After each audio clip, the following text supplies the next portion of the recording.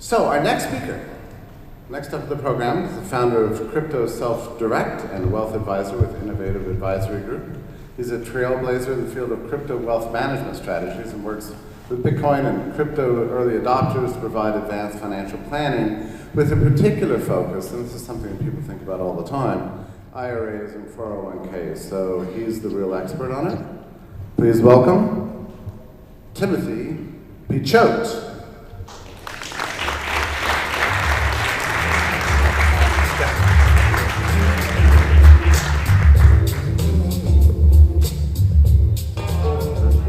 It is great to be back here. For those who don't know, I'm Tim Picciott. I'm a certified financial planner, chartered retirement planning counselor, run a virtual financial planning practice out of Phoenix, Arizona, and also an anarchist.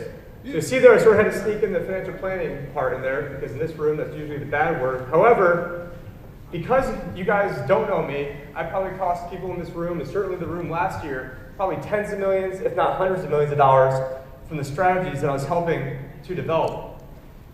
Now, my presentation today is called Crisis Retiring, and is really a perfect tee-up from all the other speakers we had the past 2 days, because just because it says crisis does not mean that we need to go have our head down in the sand and think it's all doom and gloom, because if you look at what the word crisis comes from, it's actually the Chinese symbols for danger and opportunity. And luckily, there's actually a girl who speaks Mandarin in the crowd, and so I wasn't actually sure if this actually meant that, because I don't speak Mandarin, and I pulled out the slide yesterday, she did confirm it. So luckily, it doesn't mean like I love government or something, or soup.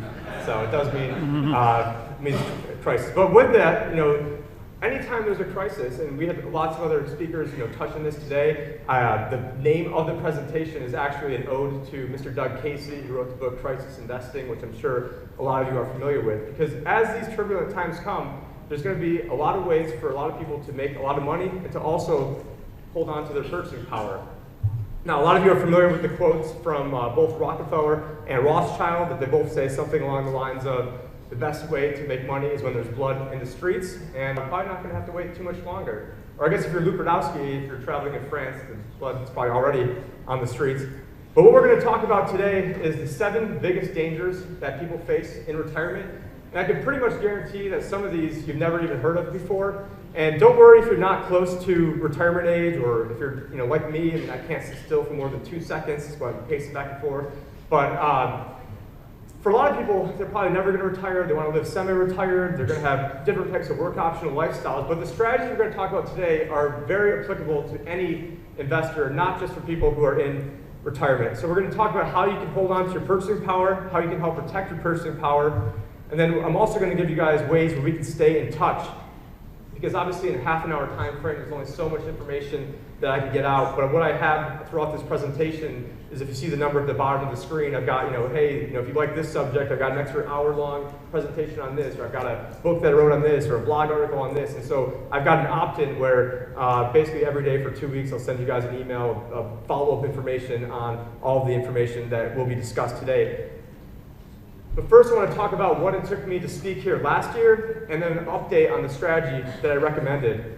And since I am a financial advisor, and I've already been through enough to be here the first time I was here last year, I just have to give a quick disclaimer that unless one of the probably 3 or 4 people in the crowd that is my client, if I'm not your advisor, talk to your own advisor. He's probably going to tell you, probably not going to know anything about what I'm talking about, in which case you can come talk to me. But this is all for informational purposes only, and everyone has to take their own responsibility, do their own due diligence, and that's my CYA for today. So sorry for bugging you guys with that. But anyways, I want to give an update on last year's presentation. I spoke on how people could use different types of charitable trust to basically what they're going to do. And I'll get this in a second. The other thing I want to talk about is the crypto retirement accounts. We had some speakers that did talk about this earlier today. But again, you can take your phones out and text TDV to 71441 at any point during this presentation. If you're like, hey, this seems like great information, I want to learn more, that's a great way to find out more information. Unfortunately, I just found out that that only works for US customers, so the other people can go to thelibertyadvisor.com/TDV. It doesn't have the website doesn't have nearly as much of the information, so if you can text, you definitely want to make sure that you can text that. And that number will be on the later slides as well, in case you didn't catch it there. But what I spoke about last year was I ran through an example where someone was 55 years old, they put $15 million into a charitable trust from crypto or Bitcoin that they bought for next to nothing, and what they then did is, inside the charitable trust, I had them taking out $750,000 per year, which, probably most of us here could probably live off of that. And over the course of their lifetime, I assumed the guy lived to age 90, he pulled out close to $23 million. Then what happened is he used some of that $23 million to buy a life insurance policy, put that into a special type of trust, to then be able to bypass all the estate taxes. And basically it's a way where everyone except for the IRS is better off. And so when you see people who say, they gave away all their money, they didn't really, and I've got a whole hour-long addendum to this if you guys text that number. So, obviously there's so many great speakers after me at Anarchapulco, and if you're like me and at the bar, then you're probably not going to remember anything I talked about anyways. So, that's a great way where you can have it at home and then be able to access that information at your own leisure. But ultimately, the person that did this type of planning was able to transfer on to their heirs and to their legacy $128 million, and the person that didn't do this type of planning was able to pass on $104 million. So right there, there's 24 million reasons why you might want to talk to me if you happen to be that person. And again, I did use a 9% growth rate, so it wasn't like an insane number that I was using. But if you used a slightly higher number, which is also not insane in a dollar collapse scenario, if you use 20%, and again, this was someone taking a static $750,000 per year. In the real world, you'd probably take a percentage. But anyways, what it looks like is the person that did the planning was able to transfer $4.6 billion. The person that didn't do the planning was able to transfer $3.7 billion. So there you had almost a billion reasons to come talk to me. But when you go through and you look at all the ancient families and the really wealthy families, there was a study done in Florence, Italy recently, and it turned out that the families of 1427 were the richest families back then were actually still the richest families today. And there's a reason why. It's because they're using these types of strategies, they know the loopholes, and they're able to basically put themselves and their families in much better positions because of that. I mean, does anyone think, Mark Zuckerberg just gave away all of his money just because he's the best guy in the world? Or do you think this guy just gave away all his money because he loves everyone? I mean, he calls it his Open Society Foundation, so I mean, you can't get really more Orwell than that. And then you've got Bill Gates, and he gave away all of his money, and you've got Warren Buffett, who's always just a nice old man eating an ice cream, so he's very non-threatening, and that means you can trust him. And then, of course, you've probably seen this guy from Jim Cramer. I mean, does anyone think Jim Cramer is super charitable, that he wouldn't be doing this if there wasn't some sort of benefit for him and his family? And hopefully for him and his family, he didn't have too much in GE, because they have not been doing very well lately. But it's funny, that's the picture that I found for him. And then you got the Mac Daddy of them all, John D. Rockefeller, who famously said, "Competition is a sin," who also gave away close to $500 million, non-inflation adjusted, way back in the day. Now, a lot of people probably heard there was a pretty famous guy in the crypto space who famously sold and or donated all of his Litecoin at the very top of the market. I was at another conference and happened to run into this individual. There's a whole bunch of people around me, so it wasn't confidential. I was telling him what I was doing, and he said, yeah, that's actually what I did. I put my money into a charitable trust. So technically, Charlie Lee may not have actually sold his Litecoin. He could have sold his Litecoin into his own charitable trust, which is now technically a different entity, which means he's technically telling the truth. But I don't know if he still does or doesn't have his Litecoin. That's not the point. The point is, he's a really smart guy. He was at Google, one of Coinbase's first employees. I think he was like the third or fourth employee. Creator of Litecoin. And so when he sold out at the top, he got a massive tax break. This guy's tax break is probably worth probably 20 times more than the Litecoin he may or may not still own inside of there. So this is a strategy where Charlie Lee found out about it. Not sure how many other people did. But he is a very smart guy. So if you guys text that number, you get the whole hour-long presentation. This is just a really quick run-through. I mean, I could get all nerdy and geeky on it, and no one's going to remember me anyways. So this is what you want to, or you guys aren't going to remember all the details. So that's where you get the details. Now what I want to discuss is what it actually took for me to speak here last year. So we've got in the front row Mr. Ernest Hancock of freedomphoenix.com, and he approached me and said, hey, what do you do if you're, let's say you bought your crypto on Coinbase, or you bought it on Kraken, or the man knows that you have it, and you've got, $1 bajillion. What do you do? And so I in my head, it's actually a pool party, and in my head I already knew basically what to do. I just had to figure out how to implement it. Well, then he ran off and told everybody I'd already basically figured it out. And so kind of before I was actually ready to deploy this, And one of the people he told was Mr. Jeff Berwick, who graciously enough called me, or actually sent me an email on Christmas of 2017. So, some people want to criticize him, but the man's out there working on Christmas, sending emails out. So, definitely is a hard worker. So then I already spent all this time trying to figure out the strategy and how to legally do it within the framework. Then I also saw that there was a certain crypto IRA company that was out there that was charging 15% up front. And I'm like, that is absolute highway robbery. I can pretty much guarantee I can do it cheaper than that. So I started off to seek on that path of how someone could be able to do that. And unfortunately, right as this was all going on, the price of Bitcoin went from like $2,000 to $20,000.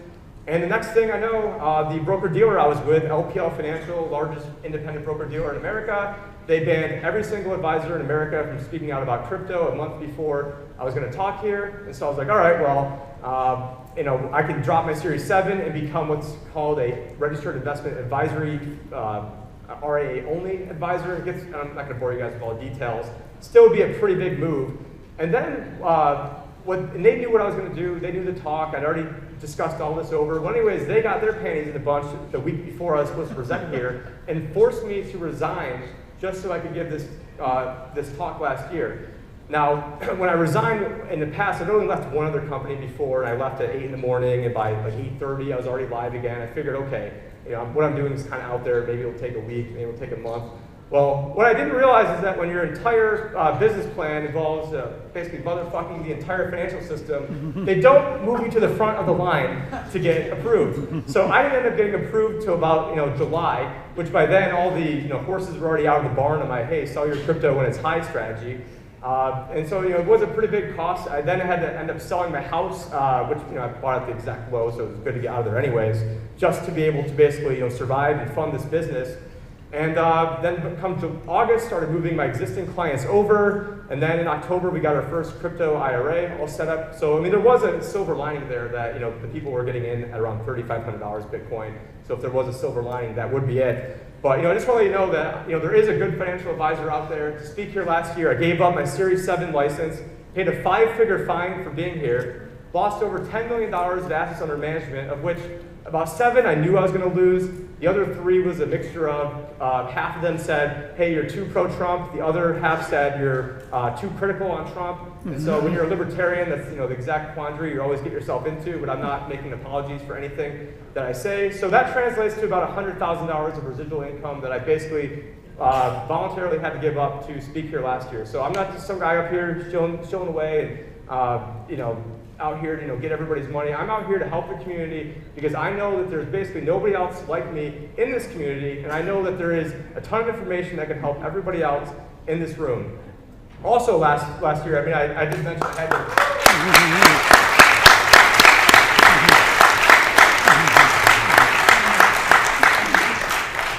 Thank you, I really do appreciate that.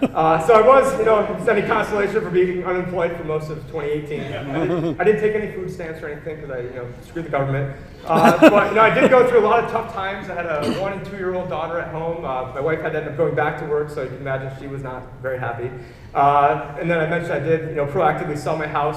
But now I'm growing 14 times faster than I was growing before. It's a move where 2 years from now people say, oh yeah, well, anyone could have done that. But yeah, no one likes getting a self-imposed kick to the nuts for an entire year. Basically just to be up here for 15 minutes. So now I did though get the coolest profile picture ever though with backstage last year. I had 2 of my idols, Gio Griffin and Mike Maloney back there. And I'm like, it's like one of those sayings, all I got was this lousy t-shirt. Well, all I got was an awesome profile picture that's been up there ever since. So I don't know if I'm taking it down. So if you guys do want to know more about that strategy, again, you can text the number. Last year, I'm not out there, spamming everybody. Last year, I had 26 people email me from on stage. I think I only sent out about 4 emails all year. One of those emails, I made a video October 2nd. This was the exact letter that went out to my clients and to the people that opted into the email. Made it October 2nd. The email went out October 4th. It said, we've been told things have never been better with the economy, but is that really the case? I then went in on a video that probably about half an hour long of detailing just a ton of reasons why the mainstream media is full of crap and everything. And then I also then detailed what I had done for my clients to protect them in the event that the market was going to go down. And little did I know that I made that video the day before the market went down. And I was incredibly busy. So I mean, for me to, as I'm in this rat race, moving all my new clients over, or existing clients over, getting new clients, for me to stop and make that video, I realized, hey, I might not have, another month or 2 or 3 when things calm down. And it's also the reason why I made this presentation today and not on the financial crisis, because I didn't know 3 months ago, and I'm like, well, we might already be in it. It might already be old news by then. So I got to pick something that's going to be evergreen to speak about. So again, if you guys text that number, you'll get that presentation as well.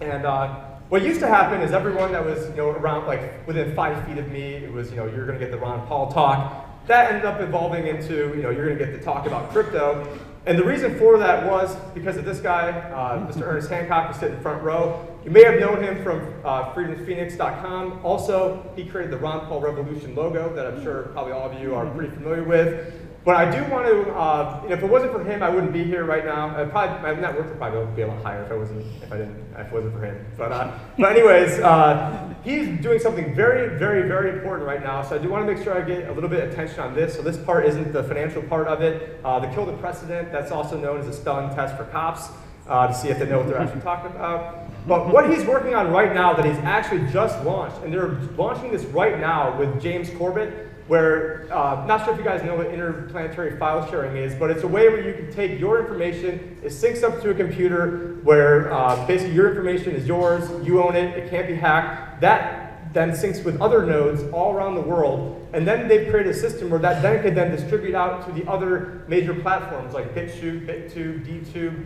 you name it, all these other systems. So it's a way where if they try to stop us, shadow ban us, censor us, you still have your information, and he's been working his ass off and getting this out, and he's going to roll out with all the big content creators here to get this rolling out. So pirateswithoutborders.com is spearheading that. Ernie is not shy at all to talk about this, so if you want to know more about this, he's the man to talk to. Anyways, what are we going to talk about today? We are mainly going to focus on the big retirement risks that are out there. And so we're going to start with some of the obvious ones out there. You've got market risk, that's the market going down, think 2008, nothing crazy there. You've got inflation risk. We're at the TDV Investment Summit. I don't think I have to spend too much time talking about potential for inflation risk. We have deflation risk, which, we got the quote from Thomas Jefferson, first by inflation, then by deflation, we'll end up homeless on the continent, or forefathers conquered, or something like that. And then what we also have is withdrawal rate risk. Withdrawal rate risk is where you're taking out a higher percentage of money. Let's say you're only earning 5% and you're taking out 7%. Well, eventually you'll probably end up depleting that. Again, none of these are really groundbreaking concepts. I'm getting into the other ones that you guys don't know about very soon. Another one is interest rate risk. What this is, and I'm going to get in more detail for this later on, it's the concept of when interest rates go up, the underlying values of the bonds go down. And so basically since the time I was alive, the interest rates have done nothing but basically go down, down, down, down, down. However, when interest rates start going up, it has very adverse effects in your portfolio. And there's a lot of people right now who think, oh, I want to be safe, so I'll keep my money in bonds. Probably not in this crowd, but just like the general, slave crowd that's out there in America. But anyways, we're going to talk a little bit more about that. The big enchilada of what I'm going to talk about today is going to be on what's called sequence of return risk. And that is the concept that the order of your returns is actually more important than the average of your returns. So, if you bought Bitcoin at 20,000, you don't give a shit that it averaged 1,000% per year if you ended up losing 80, 90% year one. And so you have to figure out a way in retirement to be able to hedge yourself from sequence of return risk. It gets really loud when I walk over there, so I'll try to stop doing that. Now, we also see with Bitcoin, the numerous times people could have experienced sequence of return risk over the years. I think we all are well aware that Bitcoin is very volatile.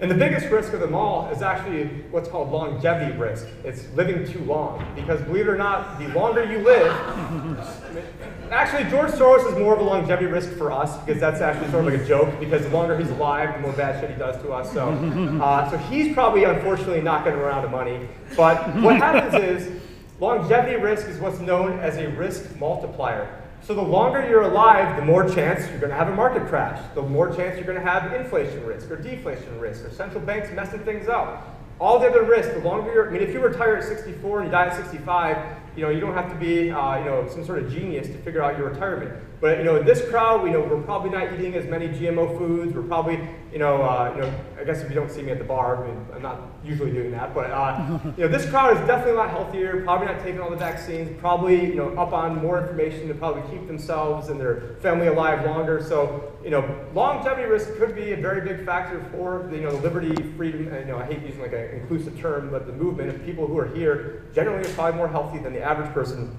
that's out there in America. So now we're going to go talk about interest rate risk once again.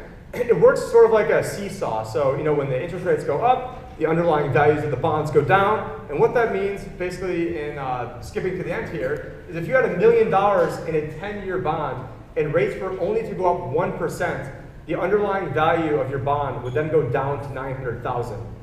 Now, you'd still get your 2-3% interest, $20,000, $30,000 a year. But the problem is, let's say you can't live off $20,000, $30,000 per year, and you need to live off 50, and now you're eating into principal. Now there's basically no way you're ever going to recover, and that's only if rates go up 1%. And so how this works is so if rates were to go up 2%, because of compounding, it'd be about $780,000. And so this is not far-fetched numbers. And there's so many people that you guys probably know, probably your friends and family, who are like, oh, well, I'm really safe, and I've got my money in a 10-year or 30-year bond.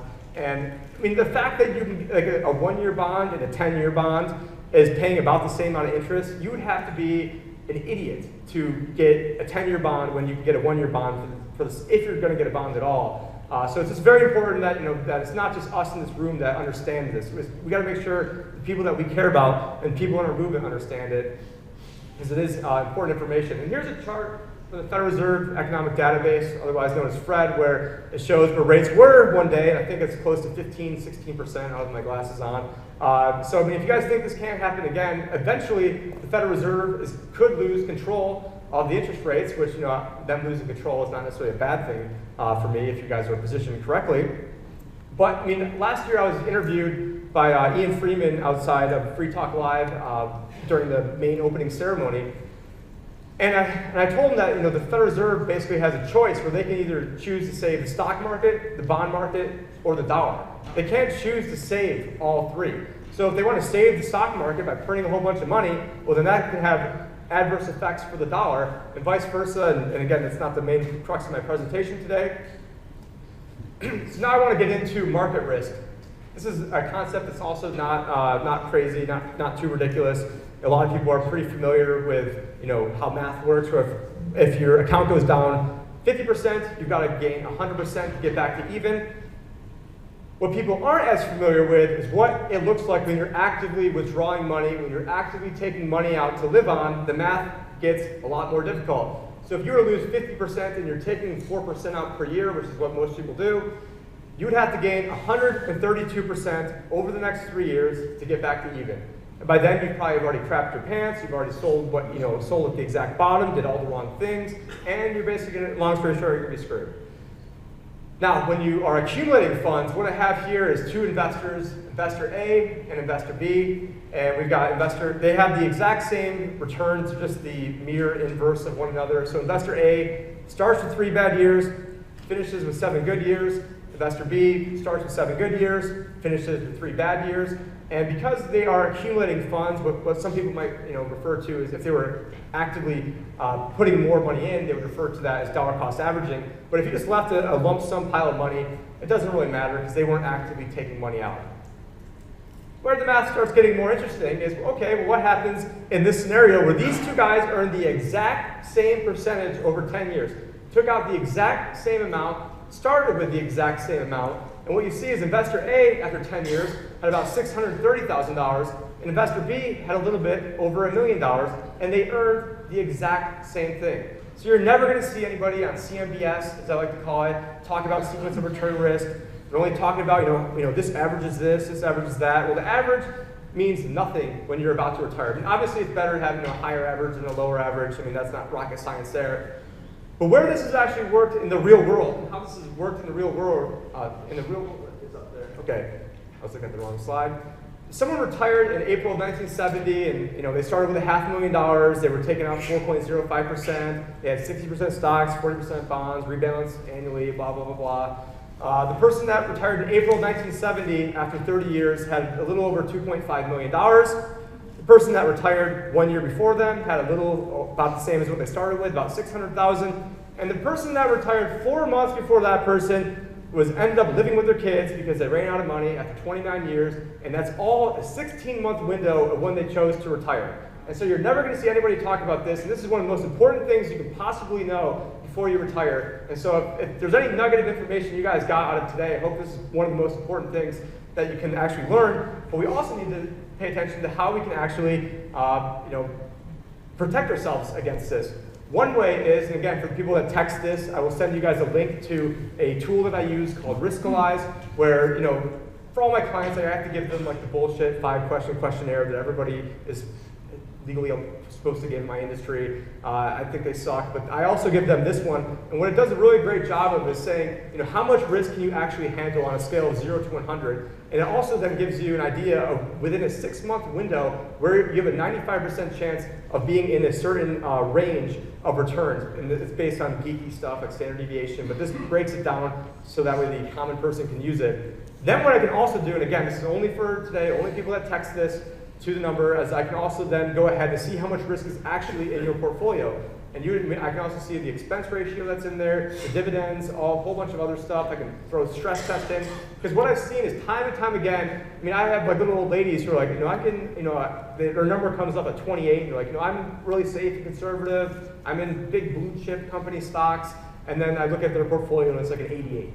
And so, some of these ladies were like in their 60s and could be devastated by a sequence of return risk. So it's very important that you not only know how much risk is in your portfolio, but also how much risk you can handle. And the reason we use 6 months here is because 6 months is about the time where people would crap their pants if things aren't going well and they would sell everything. So you want to make sure you don't have more risk than what you can handle. We also could run a stress test that says, in a good year like 2013, what would your portfolio do compared to the S&P 500 more than likely? Then also in a financial crisis scenario, how much could you actually stomach? And if you can't stomach going down 42%, then it might be a good idea to do something about that ahead of time than after time. It's sort of like, go and get your hair cut. They can't put more on, but they can take more off. So you need to make sure we got this down ahead of time.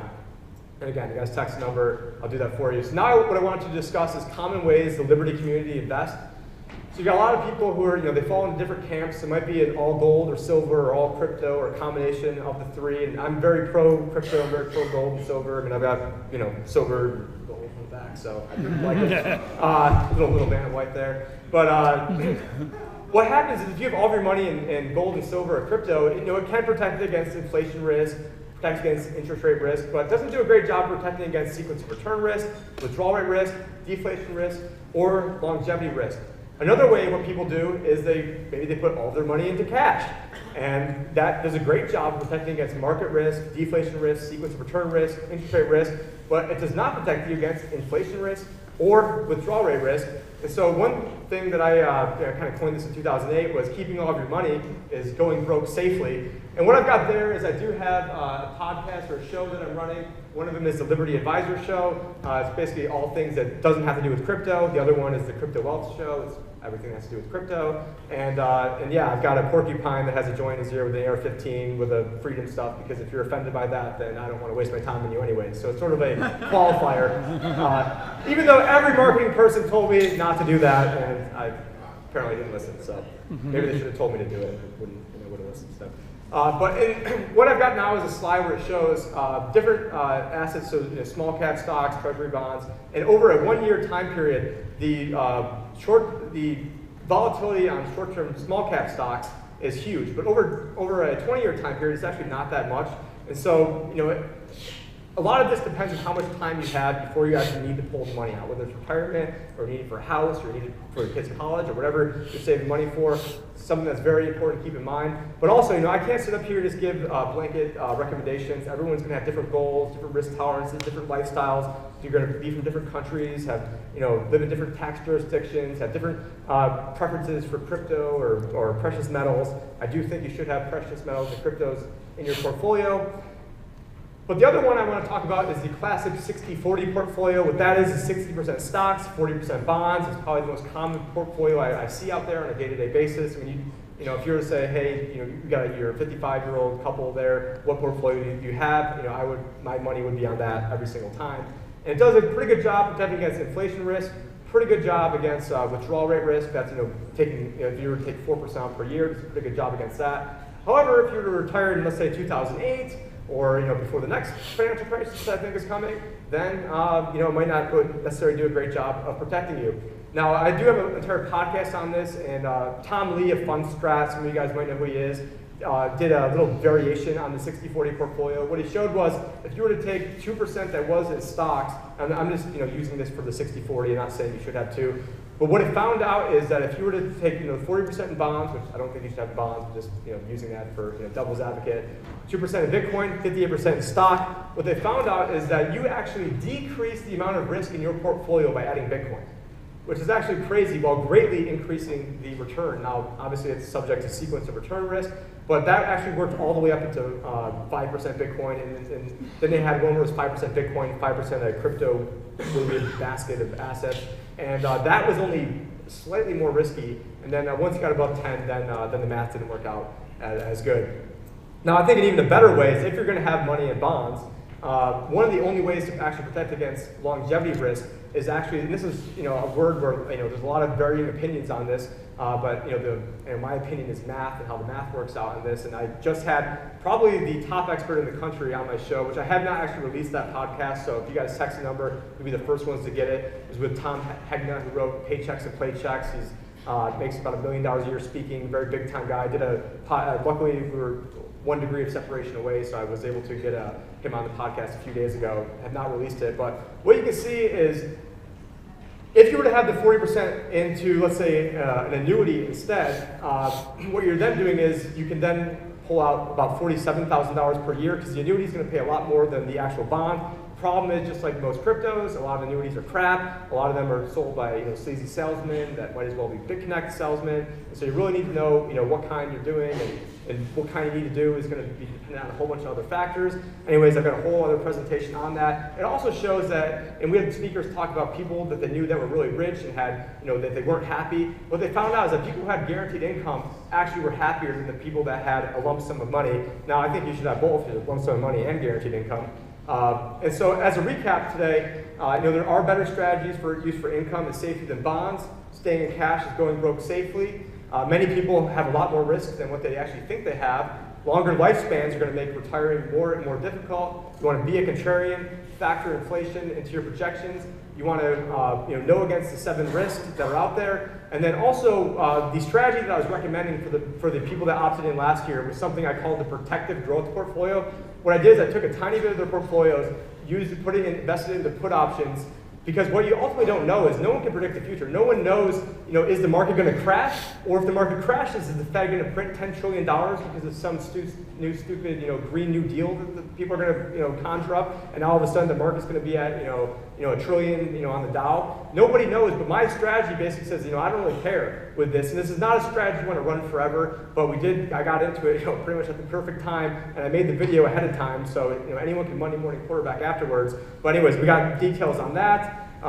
Again, I'm sort of running out of time here. So yeah, you want to make sure you have predictable income. Now, I do want to make sure that what I'm willing to do is I'm willing to set up crypto IRAs for people. I'm going to waive my $1,500 fee. I'm going to actually make it, if you guys do a $750 donation to Free Ross, directly to Ross, not to me, I don't want anything to do with it. Only the first 10 people that do that, the next 10, it's going to keep going up $250. In increments like that, I'm going to waive my fee. It's only good to the end of this thing. Email me, free Ross in the subject line. So I'm calling that the Ross conversion. It was a play on the Roth conversion, which is, again, if you guys text the number, I'll show you all the reasons why you'd want to do one of these strategies. But I just want to make sure I really got that in. We got the pirateswithoutborders.com with Ernest Hancock. My website is thelibertyadvisor.com. All right, so I ran out of time. It did not get to elaborate on why someone should consider a crypto IRA, especially if the alternative is cashing out their 401k or IRA. But remember to text TDV to 7441. So the number you're sending a text to is 7441, and in the body write TDV and then hit send, and there you go. You'll get last year's presentation that delved a lot more into crypto IRAs. You'll also get an hour-long blockchain banker seminar where we delved into it even more. And another thing that I forgot to say as I was running out of time was how you can follow me. Now, the best way is to text that number. That way we can communicate whether I'm getting shadow banned from other platforms. I've already been shadow banned on Facebook, but I still am on Facebook right now as I'm waiting for everyone to get off. So I've got 32,000 people following me at the Libertarian Advisor. So it's a little bit confusing. The Libertarian Party pissed me off, so I switched to Liberty Advisor. So that the first iteration is at the Libertarian Advisor. It's a little bit tricky to find me on Facebook, but I do have my name on there. Also, you can find me on the podcast on iTunes, Google Play, Podbean, Player.fm, a few others, but you can find the entire list at thelibertyadvisor.com. I try to live stream to more platforms than just Facebook, so I put one out on Facebook, also go live to DLive, Twitch, YouTube, sometimes BitTube, and then archive the shows over at BitTube, BitChute, and YouTube. But I know as we're trying to migrate away from Facebook and not really sure how to get in touch with people, having the phone number is definitely the best way, because we did see with Alex Jones that he was shadow banned and actually had his several email subscribers taken away from him. So again, if you guys text TDV to 7441, tons of great information, tons of great ways that we can stay in touch. Thank you for listening and hope you found this valuable. Thank you. Why would anybody want to buy Bitcoin inside their IRA? I mean, the whole point of Bitcoin was to have peer-to-peer electronic cash. So why are you going to have a financial intermediary buy Bitcoin for you? Why don't you just cash out your 401k, cash out your IRA, cash out your retirement plan, and just buy Bitcoin on your own? Well, the reason for that is if somebody had January 1st, 2017, invested $100,000 into Bitcoin, and then 1 year later, they would have had, after taxes and the 10% penalty, they would have just under $900,000. So you would have turned $100,000 into close to $900,000. So you're obviously doing something right. However, there is a better way that they could have done it. What they could have done is they could have done a Roth conversion. With the Roth conversion, you save the 10% penalty, so you've got 10% more that could be invested into crypto. And the beauty of this is that now all of your gains are now forever tax-free. So you put the $100,000 in, and now, and again, you're getting out of paying the 10% penalty, and now after even all my management fees, you now have a little over $1 million. We have all the exact specific numbers linked down, or should be on the screen right now. I don't have it memorized, but to me, $1 million sounds a little bit better than $900,000, and having tax-free gains forever sounds better than having $900,000 that now any appreciation or hopeful potential appreciation would then be subject to tax. Now, one thing I forgot in this video is that you actually hold on to the private key, so I think that is very important to keep in mind. At thelibertyadvisor.com, you can find a full FAQ on this entire thing. Now, if you head over to thelibertyadvisor.com, click on crypto, then you're going to see in the upper right-hand corner an FAQ, where we'll answer such questions as, can I have other assets inside of my self-directed IRA? Can you manage my traditional assets? What are your minimums? What are your fees? How much does the IRA LLC setup cost? Can you invest into crypto using a self-directed 401k? Should I have a Roth or a regular IRA? Can you invest in altcoins? Can you invest in ICOs? Can I place my existing crypto into my IRA? That's a very important one to know. And should I consider using a trust instead? All great information to know. So head over to thelibertyadvisor.com/FAQ to find out all of that great information and more. Now, for those of you who have more than $250,000 to invest, we actually are waiving fees on setting up the self-directed IRA. But I do want to let you know that there is a legal fee. As of right now, it's $750 that you'd have to pay a lawyer, or unless you have your own lawyer, so that none of that ends up going to me. So just wanted to kind of nip that in the bud. Now, before you go ahead and do this, make sure that you send us an email. So you can go tim@innovativewealth.com. That's 2 N's, innovativewealth.com. Put free Ross in the subject line. And so as of right now, what we're looking at is going to do this till the end of March. So if you want to donate $500 directly to Ross, and before you do that, go ahead and talk with ourselves beforehand. So then we'll have the balance, $750 would go to us. You'd have to then pony out another $750 to a lawyer. Again, it's not our lawyer. We have no relationship in terms of any sort of financial incentive, so you can use your own as well. So all in, you're looking $2,000. You can help free Ross, free your retirement, and and get your retirement on the right track. And the other reason why we thought of this, or really the genesis of this, is I'd heard a lot of people doing this, and I thought that, hey, there's got to be a better way. But the main reason is you've got a lot of people who the only money they have to invest is inside of their retirement accounts. A lot of Americans are living paycheck to paycheck. I mean, even people who have $1 million IRAs, a lot of them don't have actual extra money to invest. They don't have rainy day funds. And the rainy day funds should be kept in actual safe, liquid, basically cash or really short-term treasury bills. It shouldn't be invested into Bitcoin. And so a lot of people just don't have that extra money to invest. And so taking a small percentage of your IRA or 401k and then, putting it into Bitcoin, if you know what you're doing and you understand the risk and you actually believe in this philosophically, is actually, I think, a good move to make. So again, if you're going to pull money out of your 401k to buy Bitcoin, you should talk to myself, because I think that the Roth IRA conversion is a much better way of doing things, and that is why somebody would want to consider having Bitcoin inside their IRA as opposed to cashing out their 401k and just buying it outright. Got all these goodies if you guys text a number, and so I really appreciate you guys having me back. Hopefully I don't lose my job this time or end up in a cage, and look forward to being back next year.